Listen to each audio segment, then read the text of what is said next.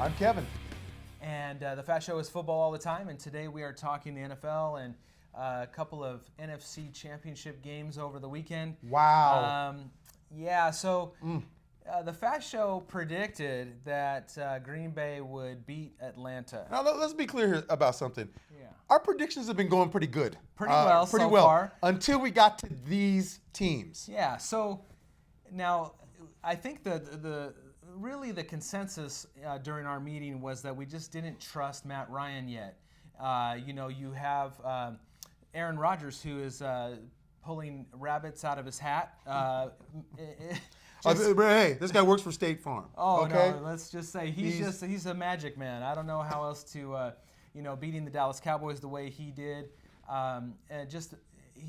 We just didn't want to bet against Aaron Rodgers. But the Atlanta Falcons took care of business. You think that was the thing with my pick, was in regards to Matt Ryan. We've seen his career go up and down when it came to some of these big divisional type playoff games where, you go, Matt Ryan's playing well, but he throws a pick. And then that's the end of that.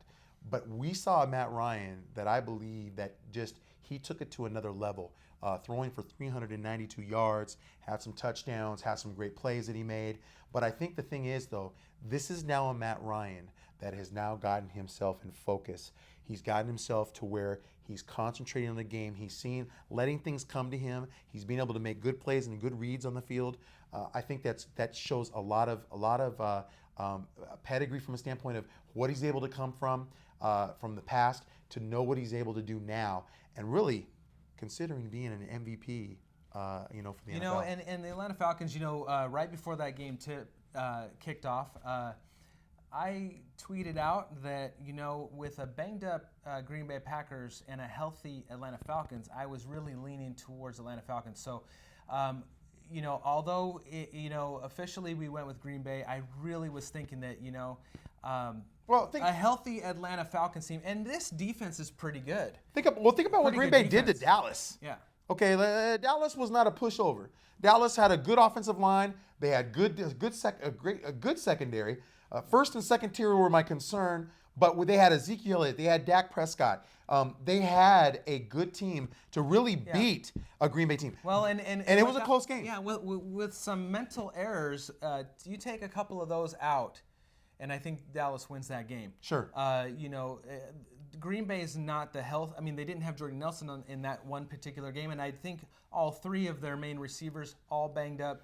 I just think they're not the Green Bay Packers team that they were when they're healthy. So I think if you play that game with Dallas 10 times, I think Dallas wins it 8. But what was it that surprised you about Atlanta? It's something that we didn't expect. Yeah, question marks with regards to Matt Ryan and how he was going to play. How was he going to handle the defensive pressure of Green Bay?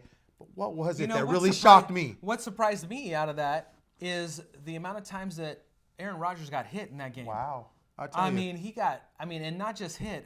He got hit hard so many times, and I thought, Dallas couldn't. He was so slippery. They couldn't get a hold of him a couple of times. But when you really wanted to get him, he just seemed to slip right out of it, and he wasn't able to do that this game. No.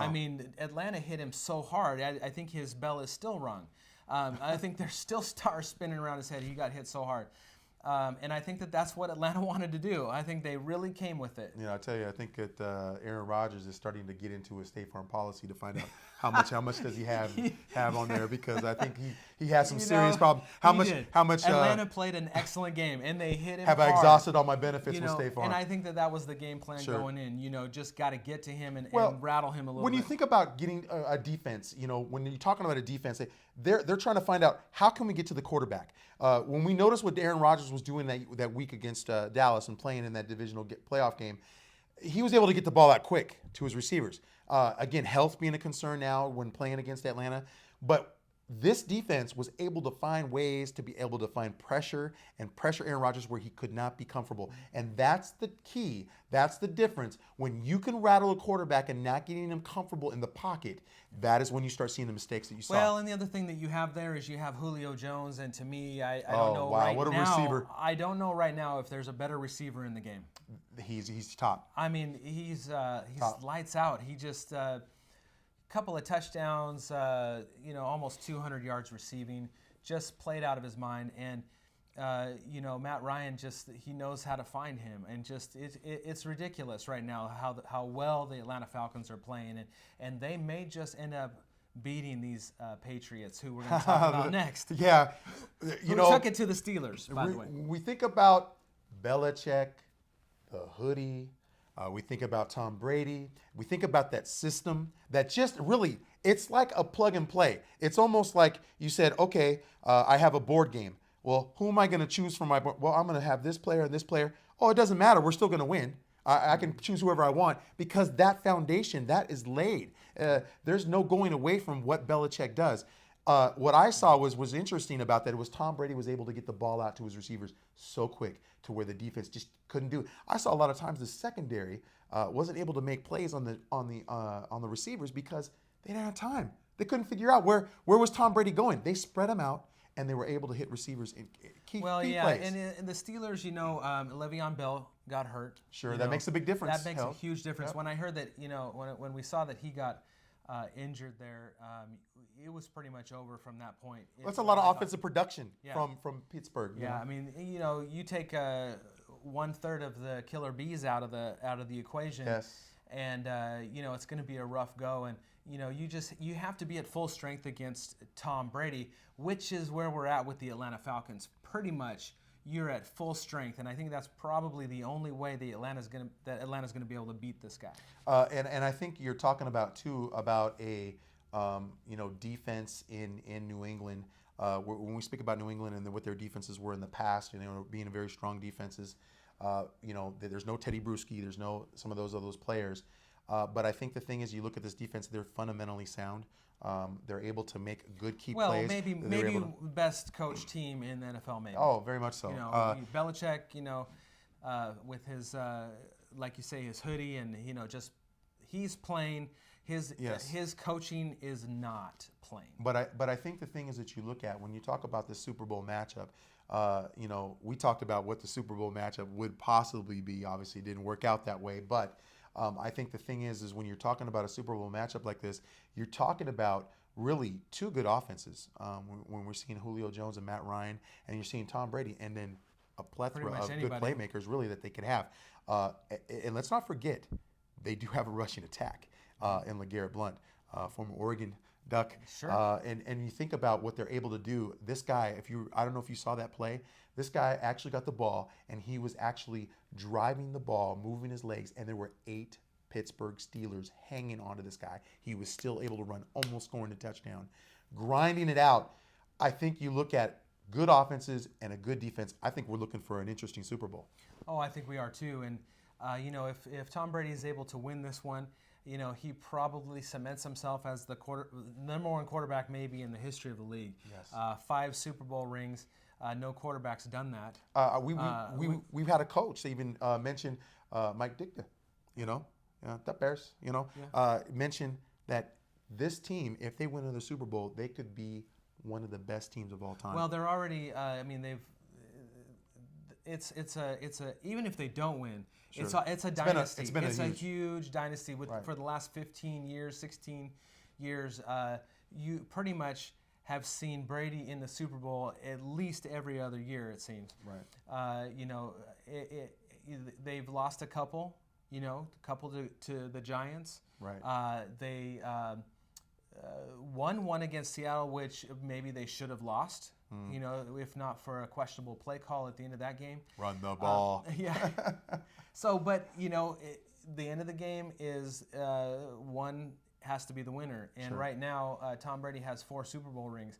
And if he fits one on his thumb, come in a couple of weeks, he will be the only quarterback that has 5 Super Bowl He can rings. feel his whole fingers. Now, you with know it. the other, you got Terry Bradshaw with 4, you've got Montana with 4, and How would that be? Wow. and you've got Brady with 4. So those are your 3 quarterbacks with 4 Super Bowl rings.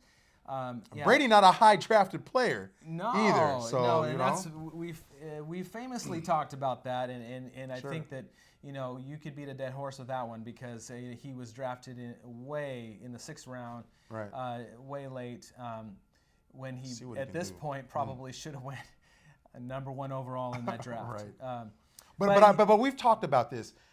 New England runs a system, and that system is predicated Well, that's- on yeah. on Tom Brady, and he runs that well. Well, and that's It where fits. you're talking about Bill Belichick because you're talking about a genius mind, Right. maybe some would say a mad genius, but a genius nonetheless. I mean, what he does best is he takes the weakness of the other team and he exploits that. Right. He doesn't necessarily have maybe an overwhelming passing game or an overwhelming running game or an overwhelming defense. Nothing speaks overwhelming about his teams necessarily. But what he does the best is, it seems, that he takes the best thing that you do and he takes that away from you. And now you got to figure out how to beat him. And if Right. you can beat him like the Giants miraculously did on a couple of occasions, then you earned it because Right. he has taken away your best weapon, whatever that is. If you have the best running game in the league, he's going to take that away from you.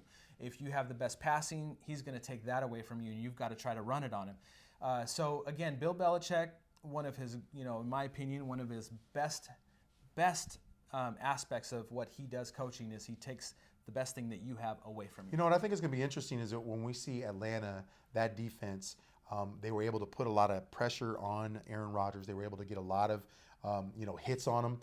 I think the thing is when you've looked at the games that Tom Brady or the New England Patriots have lost, it's been one of those things where if you're able to get to the quarterback and you're able to put some pressure, not have him be comfortable, even if it's a situation where it's a quick out play or to the receiver, however he draws it up. I think the thing is if you can get that pressure and put those hits on Tom Brady, that's where you start to see the tide go a little bit more because it's a little bit of a not comfortable Tom Brady in there. So it'll be interesting to see how this defense of Atlanta is able to do from their linebacker core and to their front. Well, and they have a really young defense. I mean, they've Yes. got I think 4 first-year players somewhere in there, or a few second-year players. You've got a very young defense. Hungry. That might play into it in the fact that the Patriots have been there before. Right. Several times, and this is Atlanta's only their second trip to a Super Bowl. First one, of course, Please don't with the remind Dirty me. Birds, and Please don't remind me. lost after beating the Minnesota Vikings. Please don't remind me. But famously lost that Super Bowl, and of course now you've got them in their second Super Bowl ever, and the experience factor could play into this.